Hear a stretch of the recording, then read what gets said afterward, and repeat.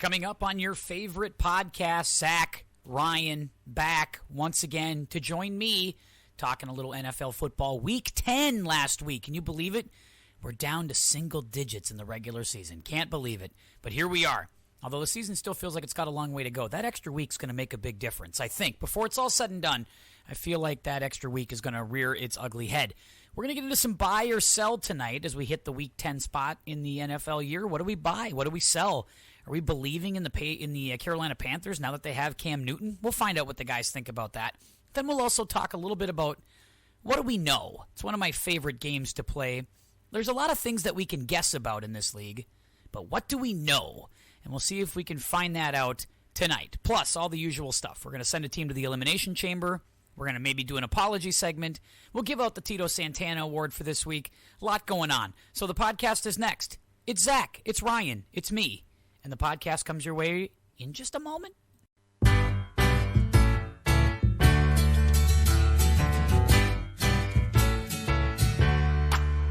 Welcome back. Your dreams were your ticket out. Hey, it's the Tim Anderson Podcast. I'm Tim. That's my buddy Ryan over there. Rye guy, how you doing? Good, how are you?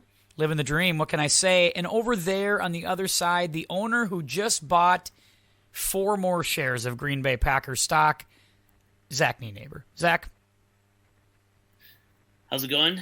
It's good having you here. Before we get started, do we want to talk about the Dallas OSU issue that you two were having in the chat this weekend? It got heated, and I thought maybe we should clear the air before we get started. Is everybody okay? Look, I'm good, but I think Zach's just trying to get a rise out of me talking about Ohio State. There are very few teams that I will defend vociferously, and Ohio State's one of them. That's fair. That may have been part of the discussion, but the other half of it is just in general, in college football and to a lesser extent in the NFL. But like when good teams pound bad teams, I'm not impressed. Like I get it. That's what you should do. That's whatever. But I just don't think you get to stand up in front of everyone and go, "Hey, look how good we are. We just pounded Purdue." Well, I don't think that Purdue's a bad team. They have 2 top 5 wins on their record. They've beaten 2 teams that are in the top 5. So I don't.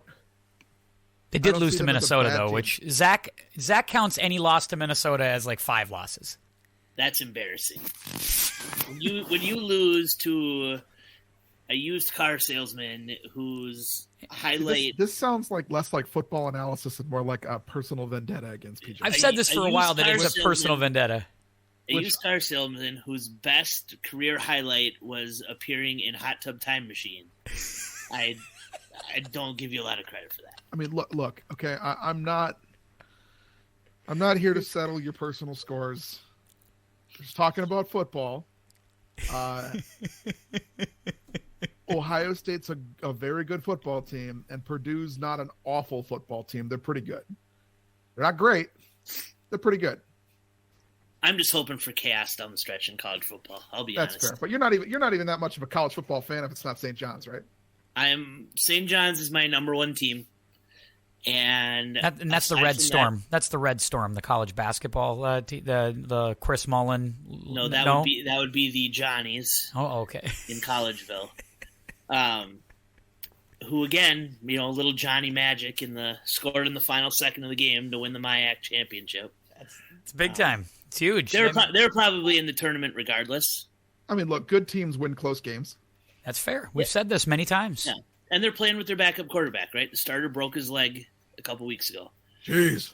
So, but anyway, yeah. No, I'm not a big college football guy in terms of like having a D1 team to root for. I tend to lean towards I like when traditional powers are good. So you're with me on Ohio State then?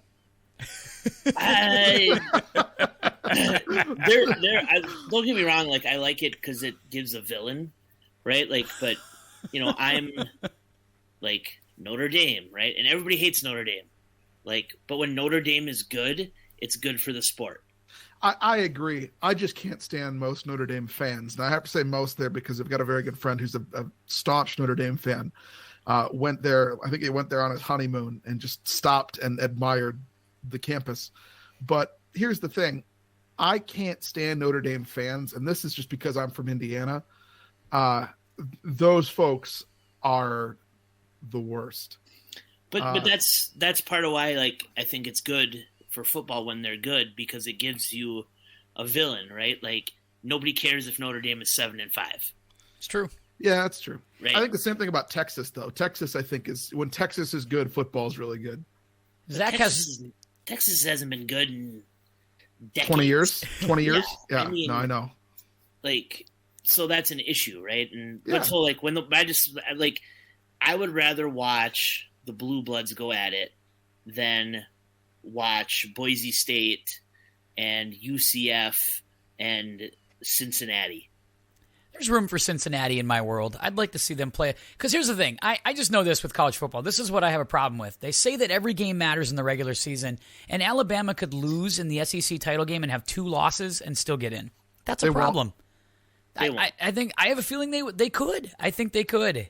I think that the committee would rather take a 1-loss Michigan State over a 2-loss Alabama at this point. No way. There's no chance of that. There's no way that they think that people would rather watch Michigan State with 1 loss than Alabama with 2. If Michigan State's only loss, hypothetically at this point, would be to number at this in this hypothesis would be number 2 or number 3 Ohio State. But they've already lost the game. Michigan State? Yeah. They just lose? Yeah, they lost. Didn't they beat Michigan? They beat Michigan, but then they lost the week Michigan, after. and then they lost to someone. No, was it not Penn State? Penn State. No, maybe it was Did they Penn lose? I thought they won that game. Aren't they undefeated? No, they lost to somebody. No, they lost to Purdue. They lost to Purdue. That's who it was. That's right. That good football team. Hey, can you remember that West PJ? Lafayette. Hey, but PJ Fleck has owned Jeff Brom in Purdue. Just want to point that out. Just want to point out that he's owned Purdue. He hasn't owned anybody else, but he owns Purdue. Here's the weird thing. He's owned Ferentz at Iowa, and then Ferentz has owned PJ Fleck. That's so true. It's like this. It's a weird Weird thing that's triangle. going on. Yeah, I don't get that. That's bizarre. We'll have to work on that. Anyway, this all stemmed from the Dallas Cowboys absolutely pounding the Falcons on Sunday. That's where the impetus of all of this started, because Ryan got a little chesty. When you got a little chesty online, let's be honest here. You got a little chesty in the chat about Dallas is back. Look at Dallas redeeming themselves up. Themselves a little bit. It was one text, not gloating. Don't mischaracterize me.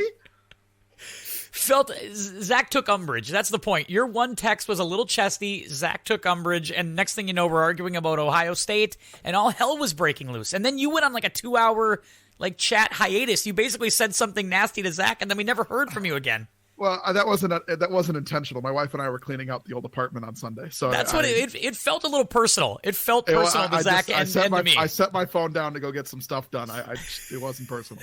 You were at the old apartment. Yeah, we had to get some This is stuff a Bare done. Naked Ladies song. This is a Bare Naked Ladies song. You lived it right there. It's a good ode to the Bare Naked Ladies. You walked in there. We were just cleaning up, man. Turned off the TV and stomped on the floor just for fun. I mean, come on, you did it. I'm proud of you. Way to go. You guys are growing up. You guys are growing up right in front of my eyes. It's a beautiful thing. Oh, I mean, you've known us since we were 16. Since you were just little kids making out in the back of the music halls and stuff. Let's not saying, we've come full circle. Now I'm catching a new batch of freshmen making out in the hallways, and I got to put the kibosh on that. You and me both. Jesus H. My Lord, get it together. Anyway, welcome back, everybody, to the podcast. Another great week of football on TV. Some interesting games, interesting developments. I thought we would start with a little bit of this. Guys, after 10 weeks, I like to play a little game called What Do We Know? Not what do we think, not what do we guess, but what do we know? Zach, after 10 weeks, what do you know about the league and about a team or something? I think we know that Green Bay is really good. We know that Tennessee may have taken a step back without their running back, but they're still going to be a tough out and a good team. We know the Lions stink. Those are things we know. Ryan, what do we know? And then we'll dive in further. I think we know that Baker Mayfield is not a franchise quarterback. Ooh. I think if you watch those games, he shows flashes, but at this point, I think it's a coin flip between who would you rather have, Baker Mayfield or Teddy Bridgewater? No, come on. No. Is he? Who'd you rather have? Isn't Baker hurt though a little bit? Don't we give him a little bit for being banged up here? He's playing hurt every week, or that's at least what Stefanski says. Come on, did you see Teddy's effort on that fumble recovery? That was not good. Would you expect it? Do you expect that Baker would throw himself at that play? That was Cam Newton level of effort. Here's what I'll say: would you rather have Carson Wentz or Baker Mayfield? Baker Mayfield. By a long shot, or is it a? That's close. Some thought here. Now I know you have a vendetta against Carson Wentz. Yeah, I'd probably take like the neighbor kid over Carson Wentz. The neighbor kid who, is 4'4", walks with a limp. Would you rather have Ryan Tannehill or Baker Mayfield? Baker Mayfield. Over Ryan Tannehill? Ooh, yeah. Okay. Now you're starting to at least have a conversation. There's at least a conversation to be had there. Because I don't think that Ryan Tannehill is a franchise quarterback, but I think that that's the conversation, right?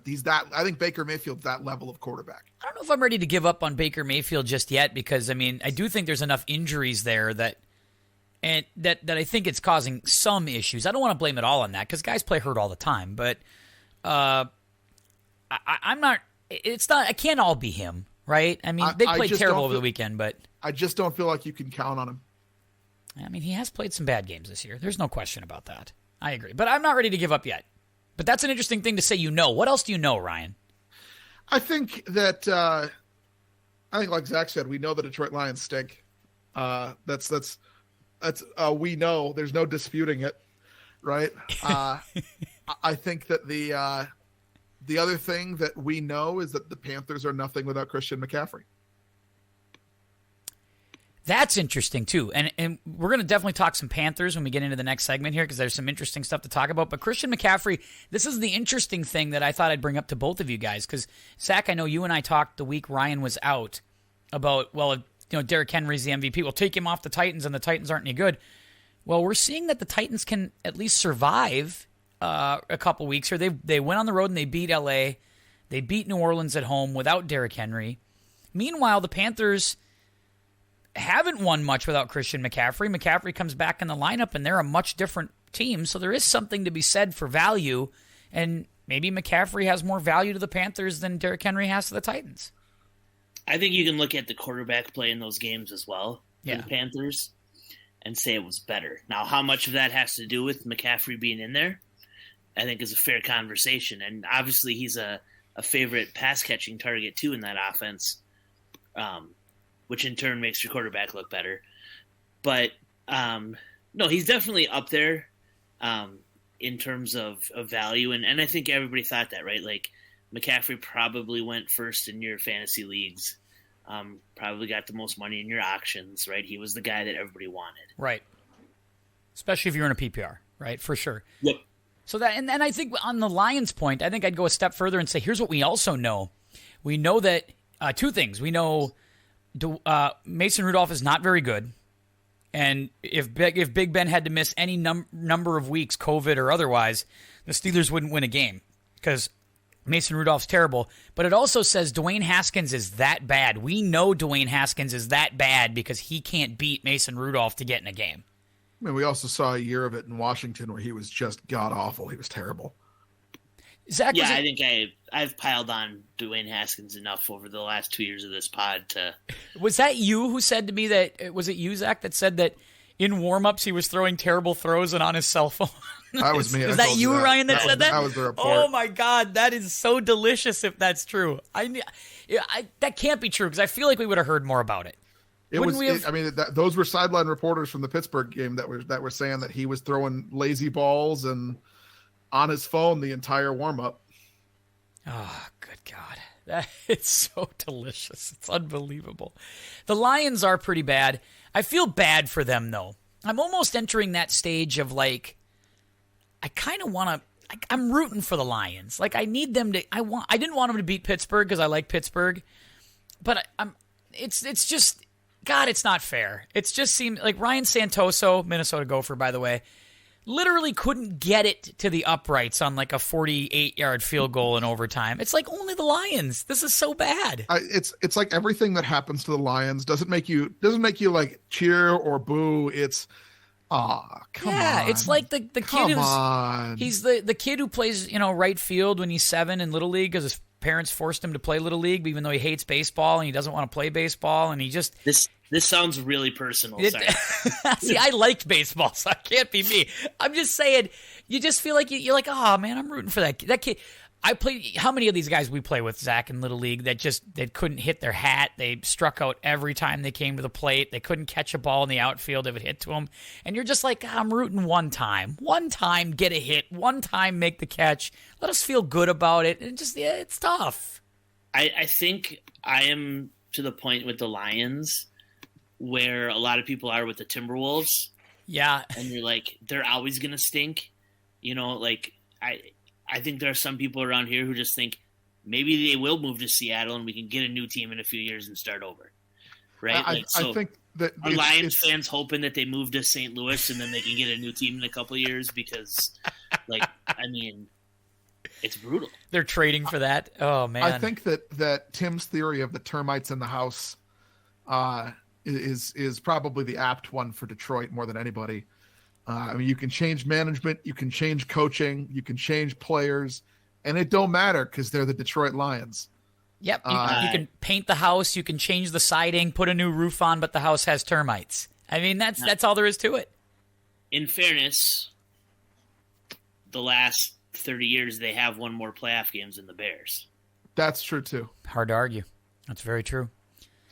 But I saw that stat today, and I was like, well, yeah, they did have a couple years in the 90s where they put together a couple of games, and the Bears had really done not much. If there's something, too, that you can hang your hat on a bit if you're a Lions fan, it's that, what we've seen the last 2 weeks out of Matt Stafford, might tell you that maybe it wasn't all the Lions' fault that they weren't winning games up there in Detroit, that Stafford had something to do with that, which I've been upset at that narrative all year. Like, well, he had nobody to throw to. I'm like, yeah, except Hall of Famer Calvin Johnson for the entirety of his career. It's like, oh, but he didn't have a running back. Well, he had a few guys that could get, 800-900 yards, catch balls out of the backfield occasionally. He had a tight end that was half decent most of the time. Had Ndamukong Suh on defense occasionally. So it's like, I got tired of listening to this narrative that, well, he was just there with a bunch of 9-to-5ers, a guy who punched the clock. It's like, no, Matt Stafford deserves some blame in Detroit. And what we've seen the last 2 weeks seems to manifest itself that. And that was the text I sent you guys when we were chatting a little bit, is like their path right now in the playoffs is like at Tampa, at Green Bay, and then like at Dallas or Arizona. And your quarterback has never won a playoff game before. That's quite a tall task, regardless of who you put around him. Right. It's true. And that was my issue. And that's weird. That's how this NFL season has gone too, right? Like you can go from the number 1 seed in the conference 2 weeks later, you're the 7 and you're battling uphill the entire way within 2 weeks. I mean, we saw the Raiders go from being a top 2-3 team and they're not even in it right now after a couple of weeks. So things change so quickly in this league this year, which is kind of the fun of it. But it also goes back to what else do we know? We know that if you don't show up with your best stuff, even against mediocre to bad teams, you're going to lose. Ask the Rams. And they said this is the first time, I want to say they said the first time in NFL history that there were they got to at the end of week 9, everybody had at least 2 losses. Yeah. I can't remember a time like this because even last year, Pittsburgh, even though they were waning in those late weeks, they were scuffling. They got it to, 12-0 or 11-0 before they finally lost? Yeah. There's always one team that pulls away a little bit and gets bounces and all that stuff. We just haven't seen that this year. It's been incredible.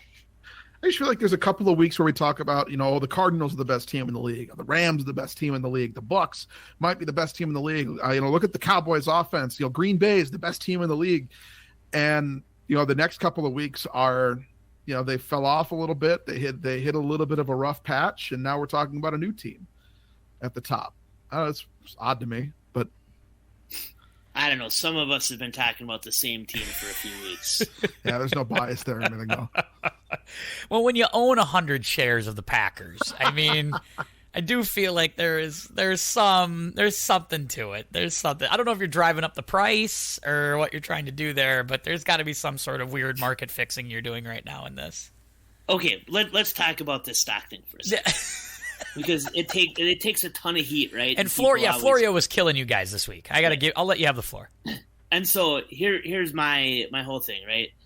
They are getting money from the people who use the stadium, who want to go to the stadium, who want improvements at the stadium, right? It's not the guys who don't like football, right? So when the stadium was built in Minneapolis, right, I had to fork out money for it with my taxes. I have set foot in there once, and that was for a Taylor Swift concert. I took my daughter for her birthday, to clarify. But I was going to say, you sure that wasn't for you? I mean, you're a big Taylor Swift she put on a good show. She probably does.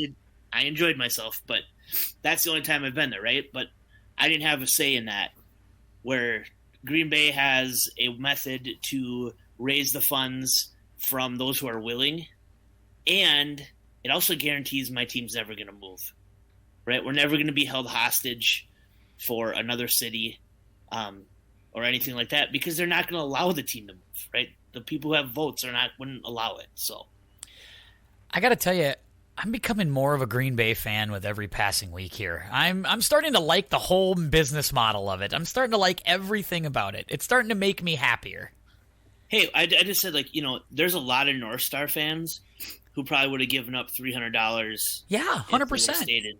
If that was their option, hey, would you give up $300 for the North Stars to still be here? I bet a lot of people would have said yes. You bet your ass. I mean, I love the North Stars, and I haven't been able to get behind the Wild, especially when it's more insulting when the Wild do all the throwback North Star stuff. Like, you guys, you're not the North Stars. Stop acting like you are. You quit changing your stupid colors. You're not the North Stars. That's it. I miss my teams. It's very frustrating. I'm ready for a heel turn. Anyway, and Ryan is too. Ryan doesn't want to talk about it, but Ryan's getting closer and closer, Zach. He's getting closer and closer to the heel turn. We're all going to be in Lambeau. Already bought his stock. I wouldn't say that. I don't think I'm getting close to a heel turn here. I feel like the three of us are going to be in Lambeau next fall. I just feel like there's going to be a game where the three of us are sitting there. We do a pod. We go out to Lambeau. We catch a game. I feel like it's going to happen. I can mention now that Caitlin went upstairs that I did get her a share for her stocking stuffer this year. If that's not romance, I don't know what else I don't know is. what more you can do. I don't know what more you can really. Nothing says commitment, and I'm in it for the long haul with you than that. I got to imagine, right? Indeed. All right, fellas. You're not gonna. I just want to say one thing on this. See, I've been saying to a few different people that, I've got some people in my life that are trying to push me in a very specific direction here. I'm still very much a Vikings fan. I understand that my desk right now is green because of Christmas. And gold, which is not a Christmas color usually, but it's kind of weird that it's there. It's not true. There's no gold at my desk. I am a Vikings fan. Let me ask you this. I have not declared free agency yet. Would you consider, or would it be easier to switch to a different team? Would it be easier to be a Cardinals fan? Yeah, I don't know. I don't know. 49ers or whoever. Could we adopt the Lions, Ryan? Could we just get on the ground floor and say, you know what? I'm going to nurture this team back to health. My fandom, I'm going to get them there. I did that with baseball. When I was frustrated with the Twins, and I said I was not going to cheer for the Twins until Gardenhire and Punto were gone, and I adopted the Pirates. You adopted the Pirates. The Pirates, because they're in the middle of 25 straight losing seasons or whatever it was at the time. I'm not going to jump on, I'm going to get on at the ground floor and cheer for a team that's just not the Twins. And I've kept the Pirates. They're my National League team. I'm fundamentally against Herb, so I can't cheer for the Jags, obviously. Plus, I'm a Pats guy. But, and I've been a Pats and Vikes guy forever, and now I feel like. And I got in on the ground floor with New England. I got in, and when Tom took over for Bledsoe, I bought in. So I'm just going to say I got in on the ground floor. Did you watch the little deal last night? Did not. I'm going to watch that later. The Man in the Arena. Ryan, did you watch that? I did not. I got to tell you, I'm just at a point where it's tempting. It is because of not just because the team's bad this year, right? Like if it was 1 or 2 years, 3 years, I can deal with that. I've been through that, right? It's the constant heartbreak that they put you through. Yeah, you can't take it anymore. It's like the horrible girlfriend that just keeps playing with your emotions week after week. I just can't, and I've been through this 6 ways until Sunday, but man, I just want one. No, we all dated these gals. They play with your 1 week, they're happy with you, everything's great. Next week, it's, God, I don't know what they see in you. You should get a better job. You don't love them enough. You're not around enough. You're not visible. We're not making the decision, but we can try it on if we really want, and just see how things look. Look at the green and gold. It's happening. We can try it on and just play the NWO music behind you next week on the podcast. Feels and,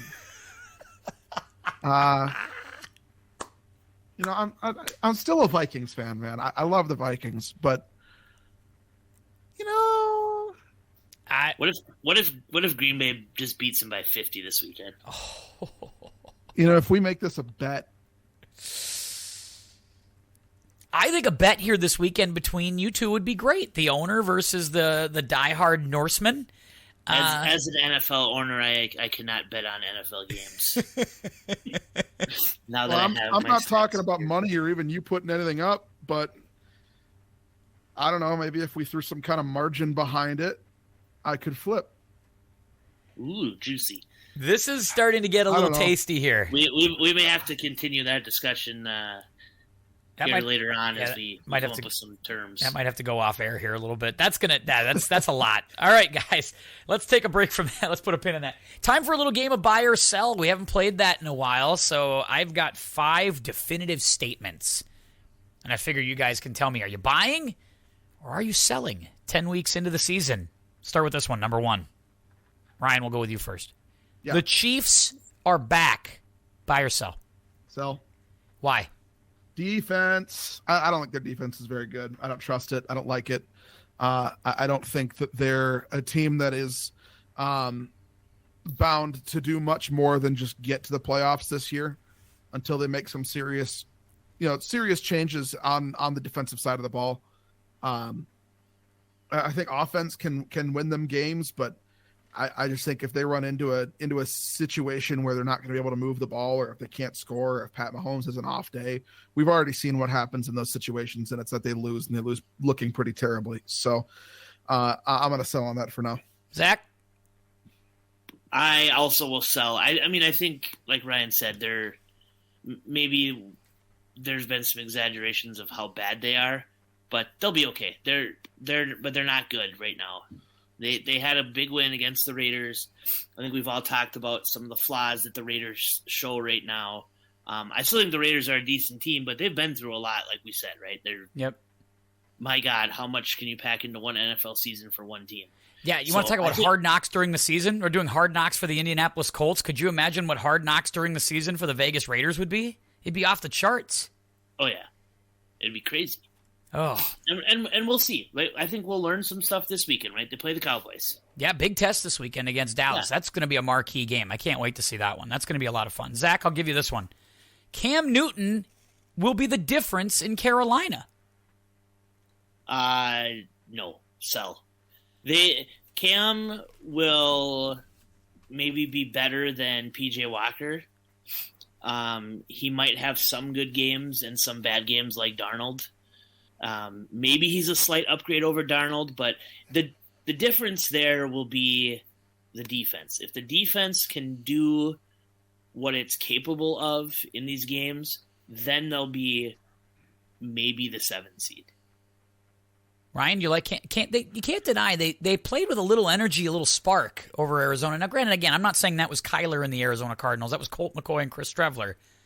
But their energy was pretty high. They had some momentum in that game. Do you buy or sell? I sell, and it has nothing to do with Cam Newton. It has everything to do with the fact that I don't know how healthy Christian McCaffrey is going to be down the stretch. And we've seen every time he leaves the field, that offense turns into a pumpkin. It doesn't matter who their quarterback is. It doesn't matter if it's PJ Walker. It doesn't matter if it's Sam Darnold. It doesn't matter if it's Teddy Bridgewater. It doesn't matter if it's Cam Newton. It doesn't matter. Whenever their best playmaker is off the field, that offense can't move, and the defense gets tired and folds like a wet paper bag.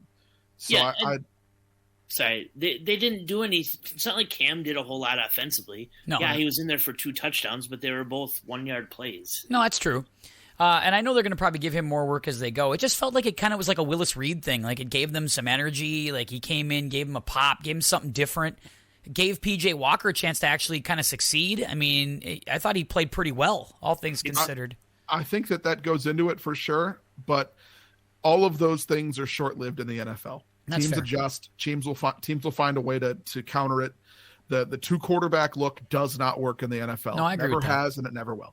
It sounds like he's going to start this week too. It does. You do hear that. You hear that he's getting more snaps, and that's kind of interesting. I guess we can all agree on this though, right? That if you're a GM or a coach and you cut Cam Newton, you pay a replacement, then you pay a replacement for the replacement, then you pay Cam Newton to replace the replacement who replaced Cam Newton.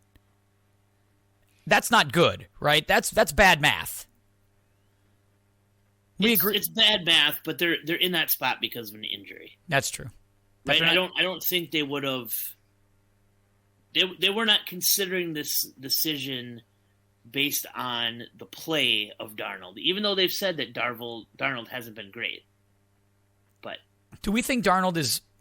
Do we still like Darnold as a potential NFL quarterback? I mean, this isn't a buy or sell, just kind of a last part of this. Or do we think now that he's just kind of a backup for the future? Like that's what he is. He's not a starter.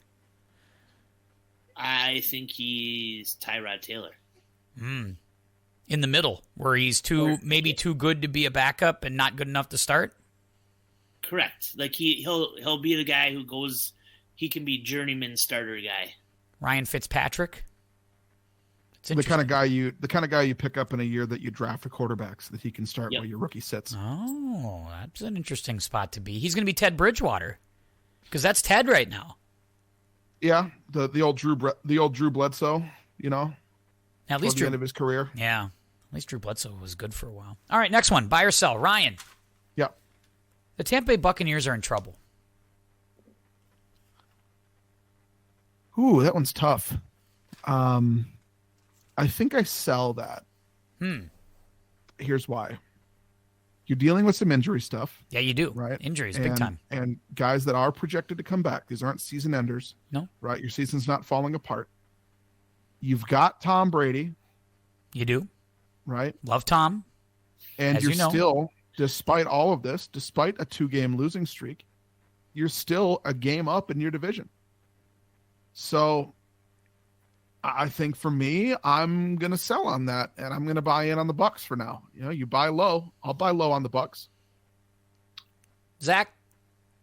I think the question is in trouble in comparison to what? Yeah. Like in trouble to win the Super Bowl, in trouble to win the division. I think we agree that they're going to make the playoffs, right? We think that they're going to probably win the division and probably make the playoffs. But as far as like winning the NFC, getting to the Super Bowl, there's real issues there, right? I'm concerned about some of those things, and that's, I guess, maybe why I ask. I don't know if their issues stress me as much as the rest of the conference. Yeah. Right? Like if there are 5 legit teams, and so if they end up being that 4th division winner, which is where they sit right now, then that means you're going to get a legit game in every round, right? Like, would you be shocked if the Rams went to Tampa and beat them? No. Probably not. Probably not. Would you be shocked if they went to Green Bay in round 2 and lost? Probably not, right? You know, like, so I think that becomes more of an issue. Now, they did do a lot of things last year, right? And were impressive in their run through the playoffs against good teams. But I think that's part of the issue is the rest of the schedule in the playoffs becomes really difficult. Yeah, and that's where I think they're kind of in some trouble here, because I think this was a team that needed that they caught. I mean, they ran the table, and Tom was brilliant down the stretch last year and got him to the Super Bowl. They won 3 playoff games to get there. I think that's a lot to ask again, right? And I think they caught lightning last year. I think that's really hard to ask them to do that again. And they are injured. Like Richard Sherman injured himself in pregame. We're not going to see him. Like, he's not a factor. Vita Vea got hurt during the game last week. Tom looked pissy at the. I mean, he had a 59-second press conference at the end of the game. He was not a happy person, and you could tell that to me says there's things that are deeper that he's seeing, that he knows that we've got problems. Gronk's hurt. Antonio Brown didn't play. He's upset about certain things offensively, perhaps. There's some. I think there's stuff there beneath the surface, bubbling, and I don't know what that is.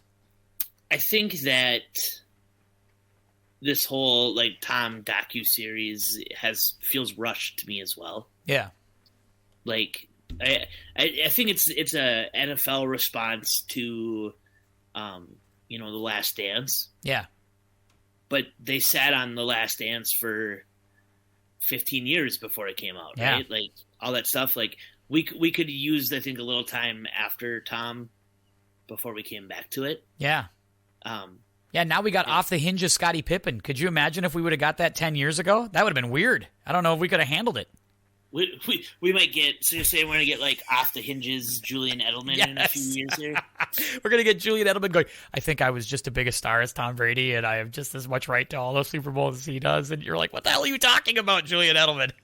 Well, I'll tell you what if What if the quarterback controversy there with him and Bledsoe happened now?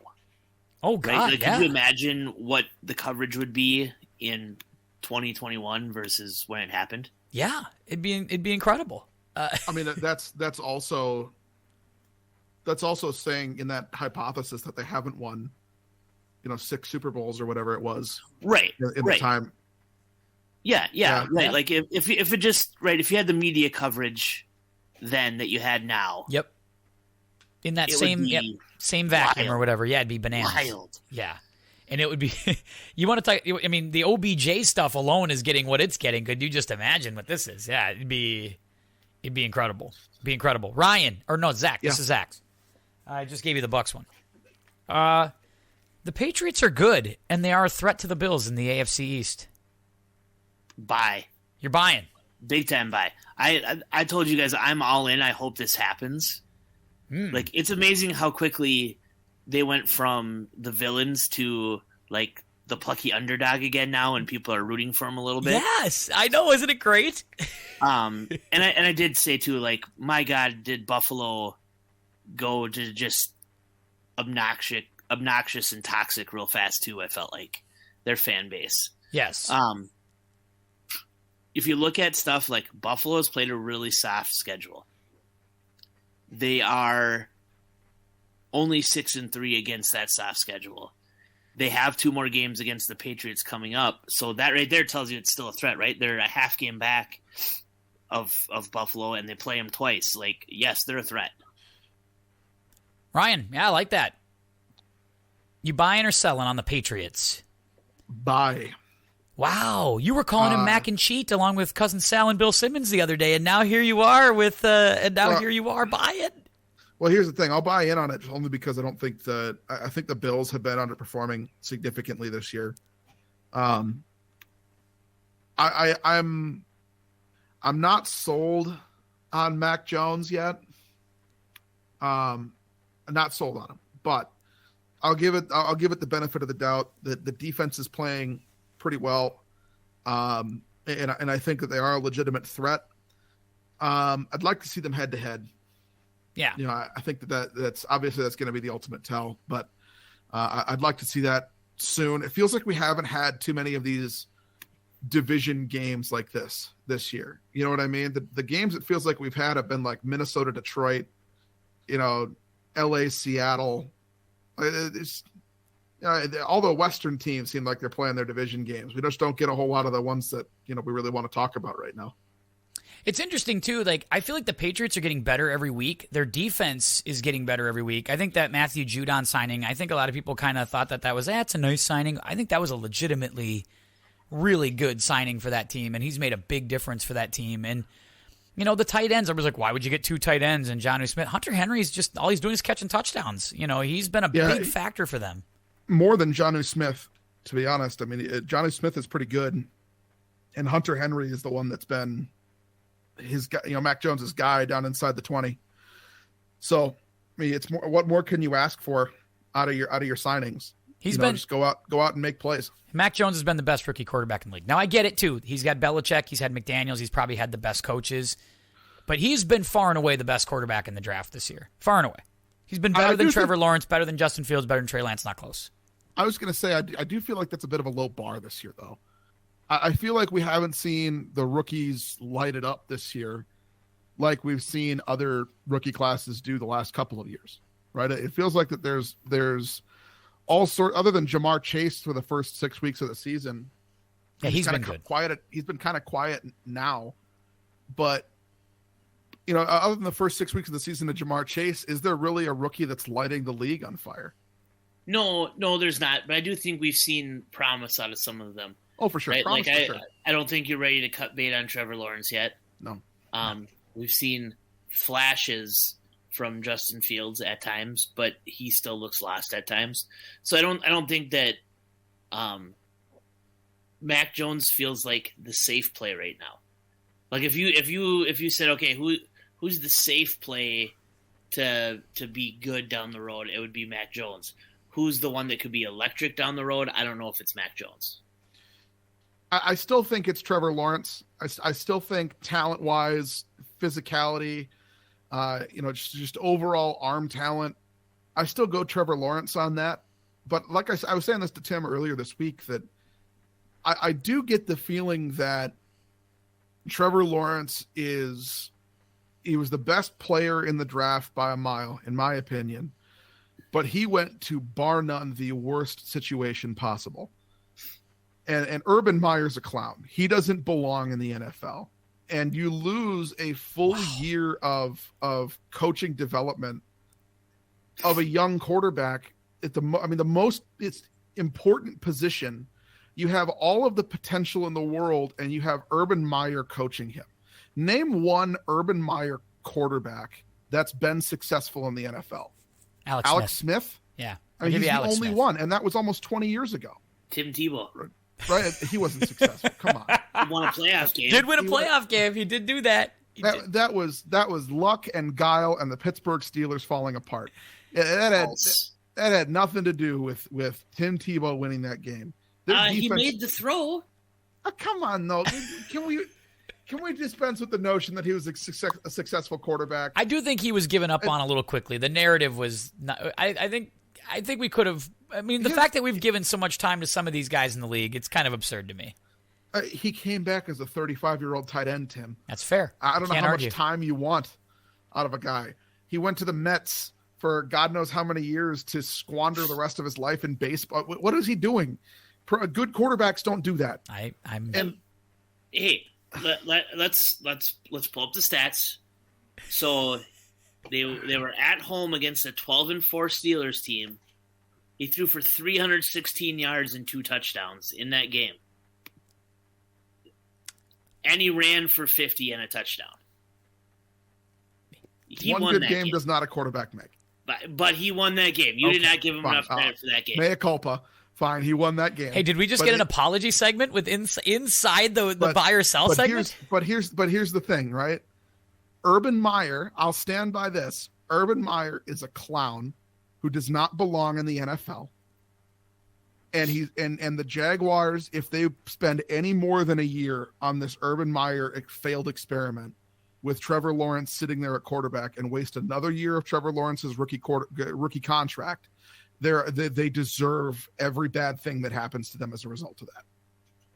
He's going to get another year. They're not going to let, unless he quits. They're not going to not give him. Yeah, he's got another year. Did you guys see the latest Tebow commercial from Heisman House where they poke fun at his baseball career? I did not see that. No, that was pretty good. He, self-deprecating, but they're out driving, and I think he's in the car with Barry Sanders, and Barry's like, "Well, should I be driving?" And he's like, well, why do you say that? And he's like, well, everybody says you can't handle the curve. and then he just looks at you and goes, they're talking about something else. I'm in on that. I like that.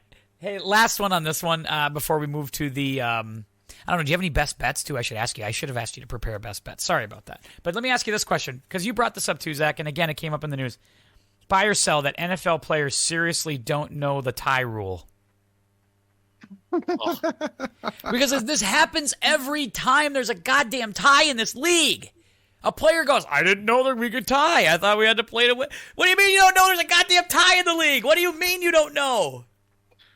It just goes back to what I've been saying. The younger generation of players do not watch the game like people used to, right? We see it in high school kids. High school kids do not watch the game, right? And I get it if you maybe have a high school kid who doesn't understand the overtime rules because it's different in every state and, you know, who does what. But my God, like, how can you be a professional athlete and not understand what's happening when your game goes to overtime? It drives me nuts. I hear it every year. It makes me crazy. There's no way they don't know, but you buy it. You believe that those guys legitimately didn't know. Oh, yeah, I buy it. Oh, my God. Ryan? I buy it, but I thought after Donovan McNabb, we would all have learned this lesson. I need this at the symposium every year or something. Somebody's got to say something. I thought after Chunky Soup Royalty said, I didn't know we could tie in the NFL. And he had been in the NFL for what, maybe 10 years at this point when Philadelphia tied that game? Yeah. What? You don't need to watch it. You've been in them for 10 years. Well, and the NFL you went to 4 NFC championship games and you don't know you can tie? And now the NFL has made it even easier to tie. Yes. Yeah. Right? The adjusted rules, right? Taking away 5 minutes, giving both teams the ball if there was a field goal. Like, all of those things create more ties. Yeah. So, I remember a day when, right, college football, they didn't even have overtime. Right? We long for those days. I can't stand the playoff system, the overtime system right now in college football. It's awful. I love college's overtime system. No, it's horrible. It's not even. It's so bad. You take special teams out of the game. Yeah. What do you mean? Yeah. It's worse than the baseball rule of putting a guy on second. We might as well just have a goddamn home run derby. Everybody gets a chance to score. Offense and defense have to perform. No, it's terrible. Not everybody. Special teams doesn't get a chance to perform. I said both phases, offense and defense. They both have to show up in overtime. Zach, if he starts coaching for you next year, I hope you make him special teams coordinator. Like, that's what I hope you do. I hope you say, you know what, you're going to run the Gunners, pal. I got no experience until you with special understand teams. The 3 phases of football. I've at least coached D-line. I'll tell you this. I don't like the part I don't like in the college overtime is, okay, we scored a touchdown, we kicked our extra point, and now the next team scores and they have the chance to go for 2 in the win. And I get it, like the first team can go for 2 as well, and I would go for 2 every single time. Yeah. Regardless if I was first or second, because I don't want to be the team who went first and kicked the extra point, and now it comes down to a 2-point conversion. Because I think I've talked to many people about this. If the game is on the line and we're going to decide it with a 2-point conversion, would you rather play offense or defense? I think you'd rather play offense. Would you rather play offense, or would you? I think everybody would rather play offense. Yeah, I would rather play offense, especially with the way the rules are catered to me, and I can get a PI call anytime I want. Right, and you probably have a couple of specialty plays for that 2-point play. Right. You know, if it came down to it, I would always want to be on offense. I agree. Now, you know, it came down to that in one of our games this year, and we were on defense and we held. But I still would go, man, I'd much rather be the team on offense in that situation. Although you get to be pretty chesty when the defense holds, and you get to kind of walk off the field. We also, I think we had another one that we lost in that situation where they went for 2 at the end. That's the one where the ball got thrown over the guy's head. You know? And like that's the kind of stuff that, like, on defense you can lose on, and you do everything right. So Yeah, I think you would rather play. So that's part of my problem with the college one. It becomes, and especially too now after what is it, 3 overtimes, they go to just 2-point conversion shootout. Yeah, like that's gimmicky. That's stupid. Yep, I don't like it. I don't like it. Sorry, Ryan, I don't like it. I'm old and I want things the way they used to be. Damn it.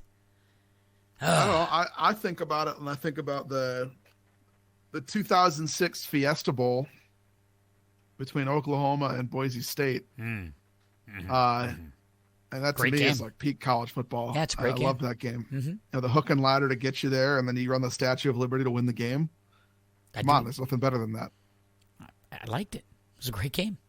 It's a great game. Completely agree with you. I love it. All right. We should get into some of these other segments that we normally have. First of all, Tito Santana. Anybody win Tito this week? I thought the Vikings were going to get it. I thought the Vikings were going to be our Tito, but then they pulled off a win. How the hell did they do that? You guys were getting all negative on it. I was a Vikings supporter. I kept waiting for them to lose. I didn't say anything because I was figuring out how they lost. Bullets. I was trying to figure out how they were going to lose. They went up like 10 or whatever, and then Tim's like, "Oh, how are they going to lose this one?" Yeah, I did do that. I'm not running from it. I'm not running from it. I might say Jacksonville gave a good game to Indy. I don't know if that's quite Tito Santana worthy, but I thought that they were in it late. They had a chance at it. I try to think of what else I'm missing. I think this week's Tito Santana is the New Orleans Saints. Yeah, Tito. They gave a battle to the Tennessee Titans. Sure did. Should have won that game and didn't. Yep. So I would say them. I had thought coming into this week that Falcons Cowboys game might be a situation where the Falcons could get some run against that Cowboys defense through the air, and that turned into just a beatdown. Yeah, that was. How about the Lions and just maybe cutting out the time limit draw? The time limit draw. They worked a little 75-minute Broadway with Pittsburgh, and they took a draw out of it. Come on. That could be good, Tito. They fought hard. They hung in there, and they worked a time limit. They hit the flying forearm with like 3 seconds to go, and then they were like, we ran out of time. You can't pin them. Only the Detroit Lions could avoid an 0-17 season with a tie. Good for them. Maybe I'm going to give it to Detroit this week as Tito. They're Tito this week. Record. I love it. Tito Santana, you're the Detroit Lions this week. Congratulations. Way to go. That's a beautiful thing. All right. Eliminator, before we forget about it, let's get one in there. I think I got a pretty clear nomination, but I'll hear from you guys. Who do you like? I think there's a lot of teams that were on the edge that won this week. That's right. Yeah, that's true. I think so too. And so, we talked about possibly putting the Bears here because we were ready to put them there last week. Mm-hmm. I think the other one to talk about is Seattle. Yep. They're 3-6 now, and they 0 points put up even after 16 hours of rehab by Russell Wilson. Imagine if he would have put in 18 hours, they might have kicked a field goal. Or just imagine if they would have just ran more of those simulated drives before the games. Like, I think what he needed to do was run not a 2-minute drill. Like, he needed to go out there and run a simulated game, a couple times before games. Maybe that would have been it. Do you think he came back too soon? He clearly didn't look ready to play. Right, I think that's the message at the end of the day, is that they didn't score a point in Green Bay, and it's not like it's the freaking 85 Bears up there. No disrespect, Zach, but come on, it's getting there. I'll say this: the Green Bay defense is way better. I used to spend a lot of my Sundays yelling "tackle" at the TV, and they're a much better tackling team now. That is true, and they got dudes who can cover too. I think this right here's my general synopsis of that game. Russ didn't look great. No, he threw it away, but they could not run the ball either. No, you're right. Right, they didn't. Obviously, they're banged up at running back. But every series it was 3rd and 8, 3rd and 10, 3rd and 7, and so they were never in advantageous downs. and DK Metcalf got locked up all game before his ejection. So I think Seattle's the team here. Their division is still good. Right? We still, as bad as the Niners have been at times, the Niners are ahead of them. And they just beat the Rams. Right. And that's what I'm saying. Like, the Rams are in front of them. Like, the division is good. So I don't think they're a factor there. They still have, Cardinals, Niners, Rams, another Cardinals. I can't see them getting in. There's too many teams ahead of them. It's not necessarily how many games back they are. It's just how many teams are in front of them now. And it feels like they have talent there. It really does. But it just feels like they can't put it together with Russ or without Russ. And maybe that's just a product of, again, the same people doing, they've got too many of the same old faces there, been for too long, and maybe they're just running out of steam. I don't know. But it just, I agree with you. I thought Seattle was the least impressive team last week. And when you looked at them, you're like, okay, they just played a good team straight up, right? I mean, Rodgers hadn't practiced all week. They got on the field. They matched up against this team, and they didn't have it. Like, they didn't. It was a 3-0. I get it. Even score a point. That's just it. I get it. It was a 3-0 game for a long time. I understand that. But they, at no point did they threaten to even take the game over, get a lead, do anything against that defense. Right. I think they had one drive down there in the third quarter where he threw the interception in the end zone when it was still 3-0. Yep. But that was the only drive they had all game. They looked out of their league. Like they looked like Green Bay was 2 classes ahead defensively. They had 274 punt yards, and they had less than that on offense. That's not good. It's not a good stat. I'm going to, I agree on the Seahawks, but I'm going to use my time on this just real quick to briefly outline a couple of other teams that at least merit consideration in the coming weeks, potentially here. I'm looking hard at Cleveland and Vegas as teams that feel like they're on the precipice of falling apart. Both teams have talent. Both teams are still very much in contention to get either the 7th spot or in Cleveland's case, you're only a couple of games back from the division. And I get that Vegas is only a half game back too. But just hear me out on this. Vegas loses head-to-head to a Chiefs team that I think we all agree has some issues that they have to fix. And we all were kind of talking this weekend that maybe they've just taken one too many shots, and it might be it for Vegas. And I don't want that to happen because I think that they're a decent team who's just facing some issues. I think that we have to at least continue to consider Chicago, and depending on how the next couple of weeks go, maybe the Minnesota Vikings as well. I think the problem with the Raiders in Cleveland right now is there's still so many teams in the mix there, and even with a loss this week, they're still going to be in the mix. Well, that's why I'm saying we don't eliminate them next week. Just over the next couple of weeks, they could totally fall apart, and they just don't look like there's some NFC teams on the list. I think first. So. Yeah, the Browns we could rethink it if they lose to Detroit this weekend, and with true. Tim Boyle starting. Tim Boyle for the although Baker, he's banged up. Baker said he's going to play. Or at least that's what it sounds like. But the Tim Boyle-led Lions, oh, how juicy would that be? Oh, my goodness. That'd be so good. Wasn't he a Green Bay quarterback? Certainly was. Zach, yep. Big believer in him. He was the backup to Rodgers last year. There you go. There it is. We've solved it. I like Seattle here, too. I agree. Seattle, you're off to the eliminator. We think you're done. We're putting a fork in you. That's the end of it. Also, while we're here, brief RIP to Mike White. Sorry, couldn't. I enjoyed it. It was fun while it lasted. It really was fun while it lasted. We were hoping for you. God, I was rooting like crazy for you. I really wanted this to happen. But Joe Flacco's getting the start this week, and well, Mike White said he felt like he should have been a first-round pick. And after watching him, I agree. He should have been a Jets first-round pick because that's about how they all go. Wouldn't have made much difference. Oh, Mike White. You know what? I hope you catch on somewhere else. I'd like to see you get another shot. We have some lovely parting gifts for you backstage. We got a toaster and a Cuisinart and a George Foreman grill. We hope you had a great time. I mean, how long is Zach Wilson out for?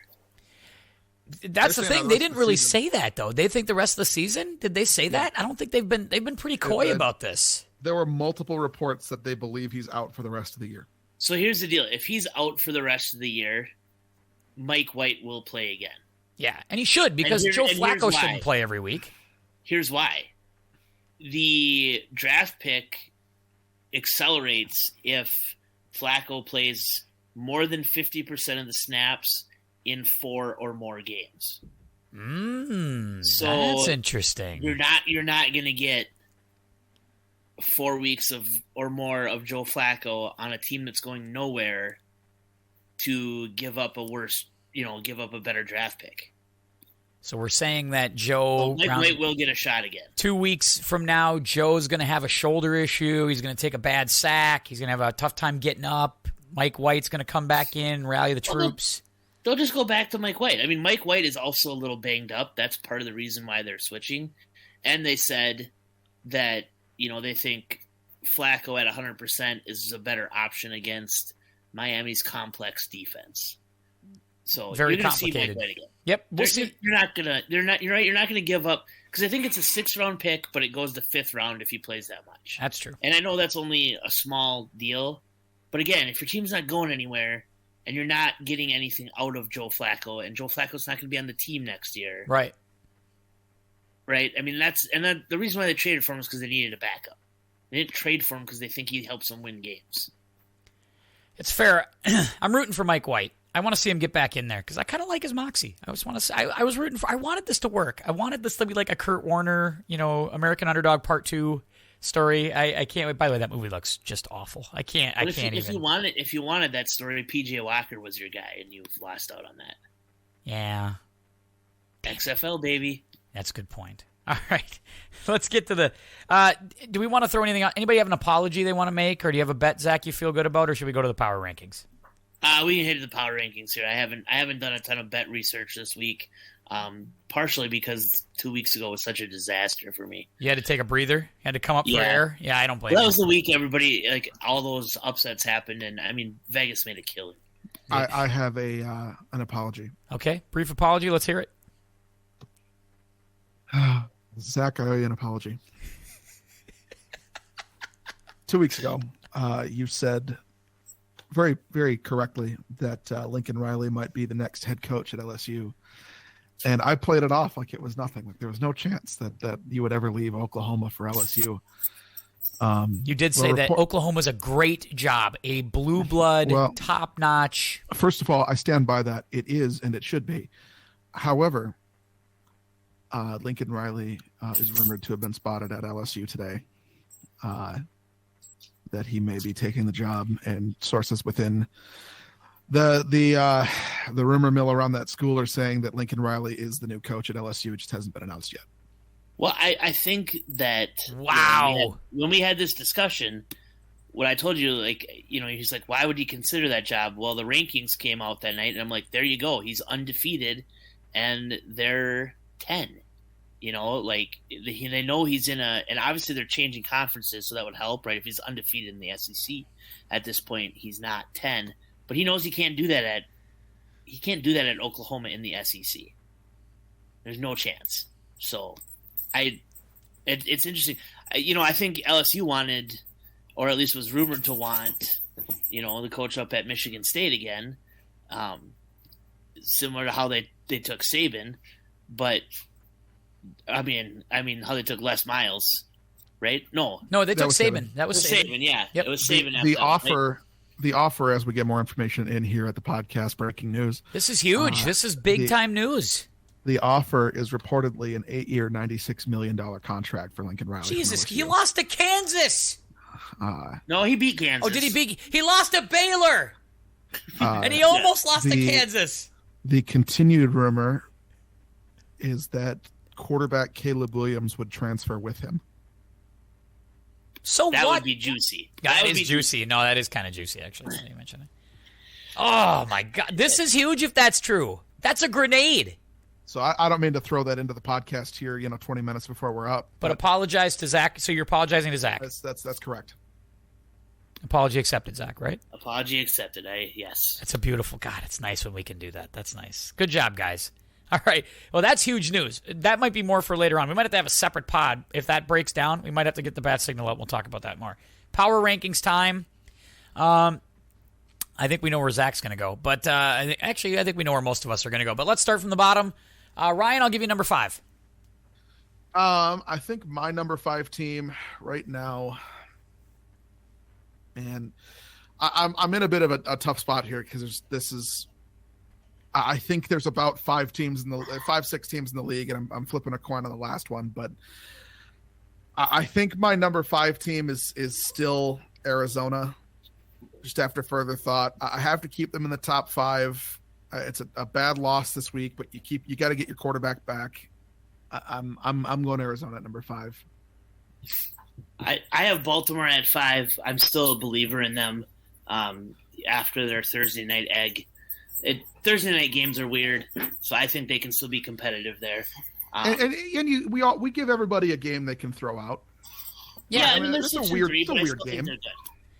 We do have to start working that into our kind of our calculations and our machinations next year. Is what the Thursday night, like, what is the mathematical formula on the Thursday night game, Ryan? Like, how much are you looking for like a scoring system here, a rubric we can use? I think we do. We need a rubric on Thursday night games. We got to figure out, is that weighed 3/4 of an NFL game in our eyes? Do we call that half? I mean, like we've got to figure out how to weigh the Thursday night game because it's different than everybody else. And I feel like we've seen a lot of weird stuff on Thursday nights. I just wish they'd get rid of Thursday night football. Thursdays are for MACtion.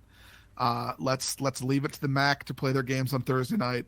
If you want to play a game in the middle of the week, I'd say let's give it around a bye week or something. But I don't like these midweek games. I'd rather go Friday, Saturday, Sunday or something. Yeah, I could do a Thursday night game. Maybe if you have a bye week before. Yeah, I mean I don't like these games where teams are playing on 4 days rest because they're never good. They're difficult to play in. They're dangerous for the players. I'd rather see a bye week situation, or like I said, where they're playing on Friday or Saturday night. It's a weird. You'll never get Saturday night because college football has basically Congress. That's part of the NFL's antitrust deal. Is they can't play on Saturdays. They can play. They play Saturdays when college is done. So that's why you see them always around Christmas. Once college is done, then they can. Who's your number 5, Zach? My 5 was Baltimore. Oh, Baltimore. I'm sorry. Yes. So we got Baltimore, and Ryan took Arizona. Yep. I'll take Buffalo for right now. I don't love them at this point. I kind of like New England more, but I just think the resume is slightly better for Buffalo. I can't figure the Thursday night loss yet for Miami. I don't know how to calculate it. So right now I'm just doing the old-fashioned give me the team that played well last week, and Buffalo played well. So I'm going to give them the 5 for now without any kind of like real excitement or any kind of conviction. I'm just giving them the 5 right now because I'm not really sure where to go. So they're my 5. Number 4, let's go. Number 4 to you, Zach. Why don't we go to you? I've got the Arizona Cardinals. 8-2. I still don't know that they're a huge threat in the playoffs yet. We'll see if Kyler Murray ever gets healthy. So that's kind of what's holding them back right now. But I've got them at 4. Ryan. My number 4 team is a bit of a departure for me. I'm going to go with the New England Patriots. Let's go. Whoa! Whoa! I think that defensively they're playing really well. They are playing fantastic defensively. I don't trust any other team in the AFC right now except for Tennessee, maybe. And New England's right there record-wise with everybody. So I'm not going to say that anybody in the AFC other than Tennessee is better than them until they might be able to prove themselves better than Tennessee in 2 weeks. But we'll see. So I'm going to go with New England at 4 for now and give them the kudos that they deserve. Listen, I like New England, but to quote Stephen A. Smith, stay off the weed. They're not the number 4 team yet. I love New England. Love them, obviously. You know that. I don't have them in my 5 yet, but they are coming. They're getting closer. I'm just saying, I look at the outlook of the AFC, and after this week, there's a legitimate shot that they could be tied with Buffalo for the division lead. My number 4 is Arizona as well. Part of it is just really on the health of Kyler. I don't really know. And now that we've seen him get dinged up and miss time, I feel like we're going to see him get dinged up and miss more time as the season goes on. I'm getting concerned. And obviously we see that when he gets hurt, if you're asking Chris Streveler and Colt McCoy to rattle off 2-3 games, they might give you 1, but they ain't giving you 2 or 3. That's just not going to happen. So Kyler has to stay upright, has to stay on the field. But when he's on the field, they got a chance. They're 8-2. They're a good team. So they're my number 4. I'm with you there. Ryan, number 3. My number 3 team is the Dallas Cowboys. After the beatdown they put on Atlanta, it feels like they kind of put it back together a little bit. Atlanta's not a very good team. They've got 2 tougher games on their schedule left. They've got a game against Kansas City this weekend. They're in Kansas City. But they've also got a game against Arizona. And if Arizona falls apart, like it kind of feels like we're talking about, they might, if that happens, they could have a bunch of games against division opponents the rest of the year and end up in a really, really good spot in the playoffs here. So I'm going to go Dallas. They're a good team, not a great team. They're not the best team in the NFC, but I'm going to give them some credit here and put them back in the top 3. I think that you're discounting that road game in New Orleans on a Thursday night. I might be. It might be a weird game. That's going to be a tough game for them, too. Who's their Thanksgiving Day game? Oh, is that New Orleans? Is that No. That's on the second. It's the Raiders. Ooh, okay. So they get the Raiders on Thanksgiving, and then the Saints the Thanksgiving following at Thursday, home, right? And then at the Saints the following Thursday. Wow. Okay. And the Saints also play on Thursday. They play on Thanksgiving. Okay. Where do you go for 3 then?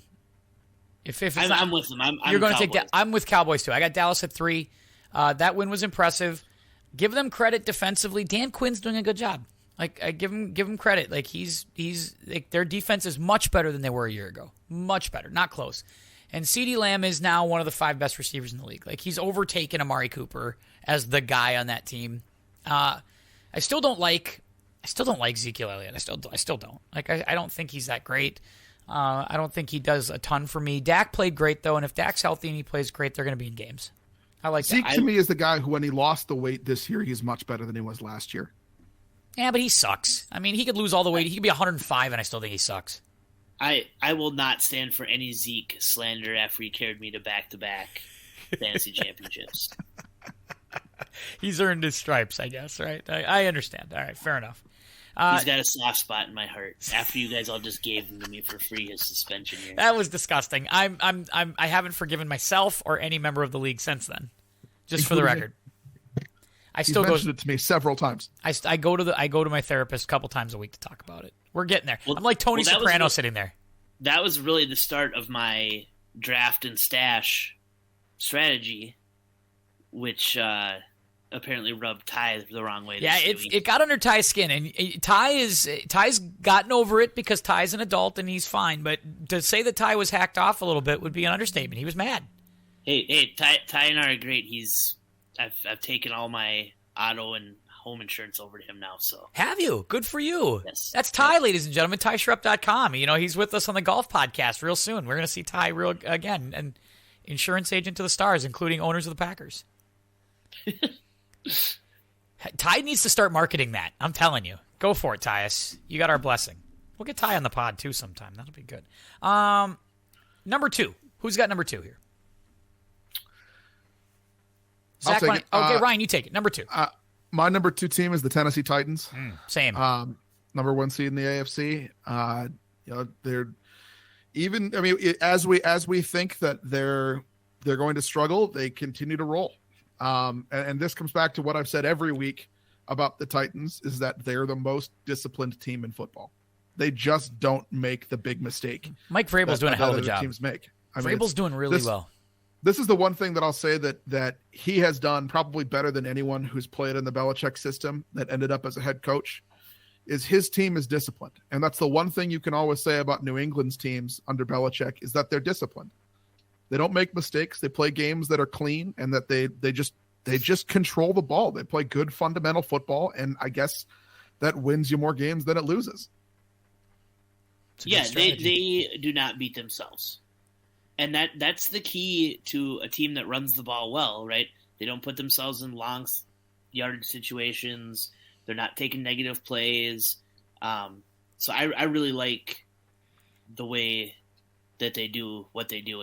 Tennessee is also my second team. Yeah, so we're starting to see some clarity where we actually finally agree on things in the power rankings. It only took 10 weeks, but yeah, I think you're not going to have the gaudy Derrick Henry numbers where it's, 25 carries for $150 or something like that.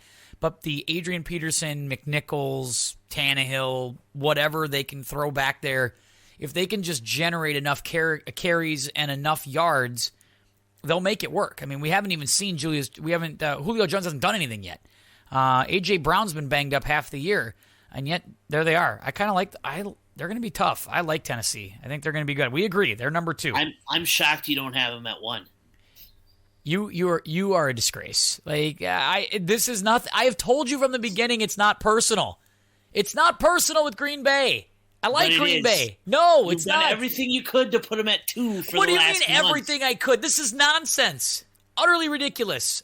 I have Green Bay. Go. You put Arizona ahead of them last week. 10 days after Green Bay beat them. You just said that we have to throw the Thursday night games out. You just said that. You put them there, but then it baffles me, right? Like they go there, they beat them with all of their guys out. I agree, but we agree also that Thursday night games are weird, and we got to throw a game out. So at that point, both teams are 8-2, and they beat them head to head. Now they're 8-2. At that time, that was the first loss for Arizona, and then they came back and they won last week. I know, but this was last week when you put it on. I'm just over here just munching on some popcorn listening to this conversation. Look, I've been struggling with the power rankings, but it's not personal. You're the one that's turned this into some big personal vendetta. I've been actually pretty pro Green Bay all year. It's the guy in maroon over here in the top of the screen next to me that's been anti-Packers, and he's now slowly coming around. Ryan's had him at number 1 for multiple weeks. We can go back. What are you talking about? Oh my God. 3 weeks. 3 weeks have had him at number 1. 3 weeks? That's bullshit. It's not. Go back and listen. I will go back and listen. I'm going to listen to all the tapes. I'm going to listen to them all back this weekend. And I just want to point out that week you guys all were goofing around, and I was taking it serious. I wasn't. To have it number 1, Green Bay, and they're still number 1, and it's not even close right now. You know they deserve to be number 1. I'm with you. They're my number 1 team, and that doesn't mean that they'll necessarily stay there the rest of the year. Right. But right now, I agree with you. Nobody has looked better than them. I agree with you. I am standing here today, sitting next to this microphone, sitting. I'll stand up if I have to. I'm giving it to you. Green Bay is the number 1 team in my power rankings. They are the best team in the league. Yeah, and with that said, I would not be surprised if they drop one of their next 2. They go to Minnesota, which is always a tough game. Tough game, for sure. And then they get the Rams off a bye, right? The Rams coming off a bye. So just before we get into the Packers schedule talk here, we're all in agreement that Green Bay's number 1, right? Yes. Okay. Yes. God, I'm glad we did that. And so I think that like that they may drop one of these next 2. That's a tough stretch. But I think the scary thing for the rest of the league has to be that they've done all of this and they probably haven't played their best game on offense yet. That's probably fair. The Aaron Jones injury is a little scary, but man, A.J. Dillon looked like he's different. He's not Aaron Jones, but he's equally as difficult to deal with. Yeah. Oh, for sure. I cracked up when he bought Packers stock yesterday and then posted self-employed. I thought that was pretty good. And then actually somebody posted his highlight video from high school. And I was killing time on Twitter and pulled it up, and I expected him to just be running through guys, right? Like, okay, here's a man against high school kids just blasting through them. And man, he was just juking and outrunning guys. Like, I don't know if he bowled anyone over the whole time. I was like, it was amazing, like what I saw. And so, it'll take a step back because there's just one guy there, not two. Yep. But I mean, I thought he looked pretty good, right? He shouldered the load. He had 21 carries and a handful of catches last week. And a full week of practice for Rodgers is going to make a difference, right? The fact that he wasn't in the building until Saturday night that's got to account for something. I thought you could tell some of that on his throws early in the game. Things just looked a little off, right? The timing wasn't quite perfect. I don't know. It'll be a fun game, right? Vikings Packers is always a fun game. I like the rivalry of it. I enjoy the trash talking of it from both sides. Like, I am not shy about talking about my football team, but I also appreciate it when it comes back. And if they get beat, they get beat, and I am more than willing to listen to it and not get offended by it. Ryan, out the door. Who wins this Sunday? Vikings, Packers. What do you got? I think it's a tough game the Packers are the obvious favorite. I mean, they're a better team, but Minnesota's played every game close. They don't get blown out. And if Green Bay makes any series of mistakes, one mistake could cost them a game in a close game. I mean, that's just how it goes in the NFL. And Minnesota's at home, and traditionally, the Packers haven't done great at US Bank Stadium. They've won some games there, but they haven't been lights out like they are at Lambeau. So I think if you're going to ask me to take a stand, I'll probably take Packers on spec, but I would not be surprised if Minnesota won this game. I will tell you that it is deer opener in Wisconsin, and Green Bay has been blown out on 4 of the last 5, and they've lost all 5. Well, that's a scary stat. I did not know that. Knowing that, I probably changed Wow. I changed my pick. That's a hell of a stat. That is a big stat. Wow, that's The only tight one was their loss last year against the Colts. Otherwise, it's been just boat raced. If the Vikings lose, Ryan, will you move to Manitowoc? No. However, if the Vikings lose and then they lose again in December, I'm not going to say the door's shut. We could go out in December. Caitlin's family is from Sheboygan, so okay, I'm in. We'd have a place to stay. Oh, let's go! Come on. I might consider it. And I'll tell you this: her grandpa makes one hell of an old fashioned. I'm in on that. Let's get that done. I'd be in for that. Oh, that sounds fantastic, gentlemen. Enjoyed the podcast. Thanks so much for your time again this week. You guys are the best. We'll see how Week 10 treats us, and we'll be back next week here on the podcast. You can find us on Spotify, Apple Podcasts, wherever you get your pods, timpodcast1@yahoo.com. You can send me an email, facebook.com/timpodcast, or maybe it's Meta. I don't know when it's going to help be that. I have no idea, but who cares? Drop me a line on any of that stuff. We would appreciate it. And again, continue to subscribe, share out, do all of that good stuff. Thanks to Zach. Thanks to Ryan. Until next time, this is Tim saying keep your head up, and we'll see you.